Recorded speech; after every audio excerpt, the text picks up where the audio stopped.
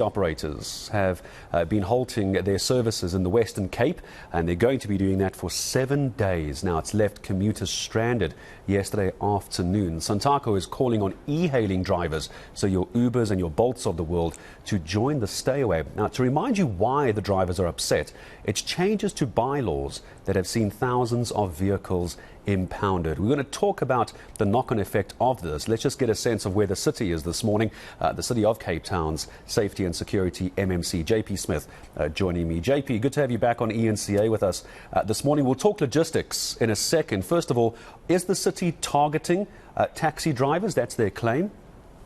Absolutely not. I think we must get one thing straight. An important bit of information is the persistent misinformation being created by the taxi industry and some of its spokespersons and some of the political opportunists who have tried to climb on the bandwagon pertaining to the legislation at play. What are these bylaws, JP? I'm not sure if we lost you for a second. Let me ask you this, maybe if you want to finish your thought and answer this one for me. What are these bylaws that have gotten all the taxi operators upset suddenly? Well, I think that's the misinformation at play. There are no bylaws involved. All impoundments of public transport vehicles are done in terms of the National Land Transportation Act, not any city bylaw. We haven't impounded a single vehicle in terms of a city bylaw. This is all done in terms of the NLTA. I was on an interview on ENCA yesterday with Mandla Hermanus, the chairperson of Santaco, in which he admitted and acknowledged that the impoundments are all done in terms of the NLTA, and that the NLTA permits for the impoundment of public transport vehicles. So when a public transport vehicle, and national government has made laws that specifically target the public transport vehicles. So the Road Traffic Act applies to everybody, but the NLTA applies only to public transport operators. And it says that when road traffic offences are committed, these vehicles may also be impounded. We've been doing that for 2 years. We've gradually been increasing the amount of impoundments, although they are still a small fraction of the overall enforcement done towards public transport operators. It's still a very small percentage, but it has been increasing, and the goal of that is to change behavior. If you are, as government, you have the responsibility to reduce this carnage, this 12,500 people last year who died on our roads, which everybody says is an intolerable thing. And if it isn't tolerable, then we must accept that we must do such things as we can to change that. The taxis are a big contributor to these challenges, and so we have been increasingly impounding vehicles when there are things like driving on sidewalks, driving into oncoming traffic, driving over red lights. The traffic officer that was assaulted the morning after the incident next to the station deck was busy impounding a vehicle which had gone through a red traffic light with a full load of passengers. So we have to take these actions because the goal is behavior change. If you're issuing fines and the fines are not helping, then you have to do something, you have to innovate and do something a bit more assertive to make sure that people are meaningfully adjusting their behavior. And the impoundment does that, and that is where this big pushback is coming from. I want to ask you, it's our viewer question this morning, JP. I'm not sure if you were with us from 6 o'clock this morning. It's what I'm asking this morning. Are taxi operators a law on their own? Well, let's just look at the conduct after the start of the so-called strike. So I'm not sure that the strike is the primary motive here. I mean, the strike was barely announced when it was used as an excuse for burning out at least 3 buses, at least 3 trucks, panel vans, buckies, attacks on enforcement staff, city and SAPs, when we saw an ambulance burned, a Coca-Cola attack, a truck attacked, a school attacked. So I'm afraid the answer is yes. What precipitated this particular conflict at the station deck was a traffic officer being assaulted. Officers did routine enforcement operations. We do them every day. And during these operations, a traffic officer was assaulted. That caused more staff to arrive at the station deck.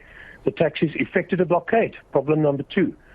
During that blockade, things got more heated. SAPs discharged rubber rounds and stun grenades, and we then saw the 4 live rounds discharged at the police. The police officers believed those live rounds to be coming from the vehicle, the taxi that was parked with the tinted windows in front of the station deck entrance. They asked the occupants to exit the vehicle.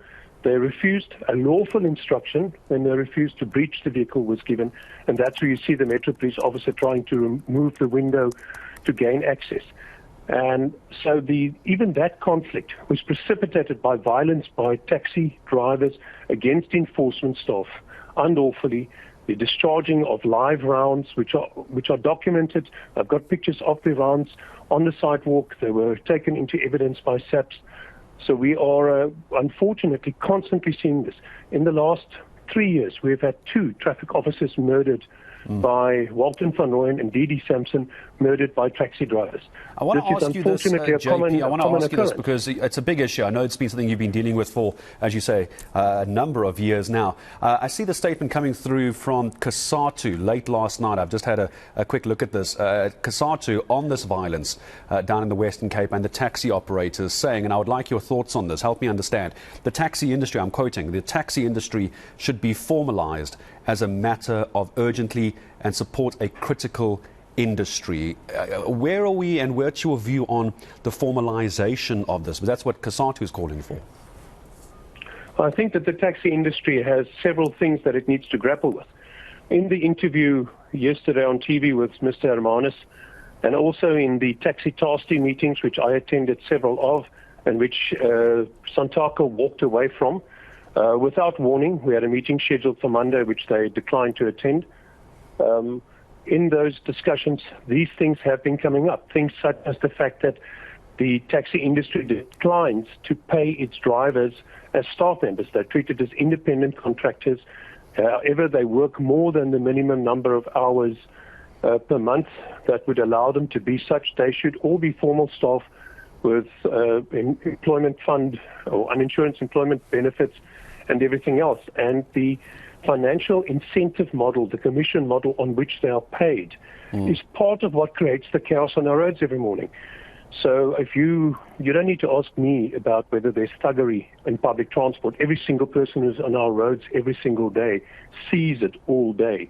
Yeah, a lot of people saying that because of those who rely on the taxi associations, they have to put up with this sort of behavior because those using taxis, if we're being honest and blatant about it, don't have another option. They're essentially being held hostage, some are suggesting. We don't have to put up with this. Yeah. I'm sorry, but I do disagree with you. Nobody has to put up with anything.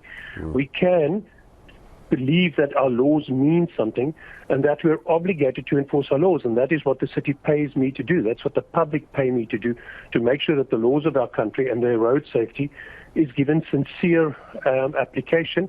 It's what we're trying to do. When we see fines don't work, we change gear, we try something different. We're using more technology. There's more dash cams and body cams coming to traffic enforcement staff. So we are constantly trying ways to make sure that people do behave lawfully on the roads, and the industry does need to formalize itself.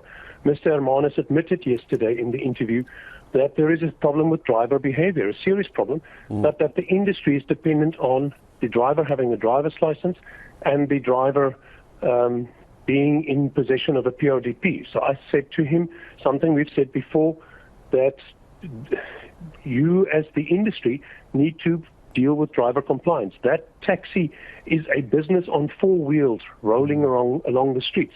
And what the conduct of the occupant is your staff.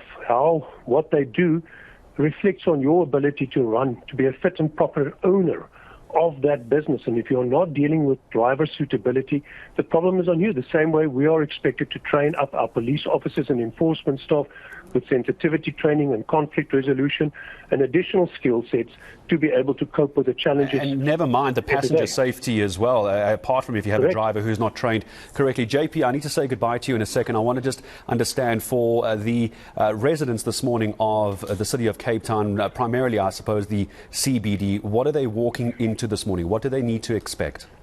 So we have, since very early this morning, been deploying staff at all the regular hotspots, where in the past we've seen this kind of opportunistic violence go along with strikes. We have staging areas where people can access public transport vehicles. In other areas where it is possible, we are escorting other public transport operators in and out, My City and Golden Arrow bus service. And in fact, these services would compensate significantly for the challenge, but for the violence, but for the intimidation and attempts by some of these people within the taxi industry to prevent commuters from accessing public transport. So it's not that there aren't other options as well. It's that those options are prevented from operating, just as there were yesterday attempts at frustrating the road network by blockading it and driving slowly, etc. Those are not signs of an industry concerned with the commuters, but rather exploiting the commuters as part of a strategy. JP Smith, for the moment, I'm going to say thank you very much. I'm sure we'll be in contact again with the City of Cape Town.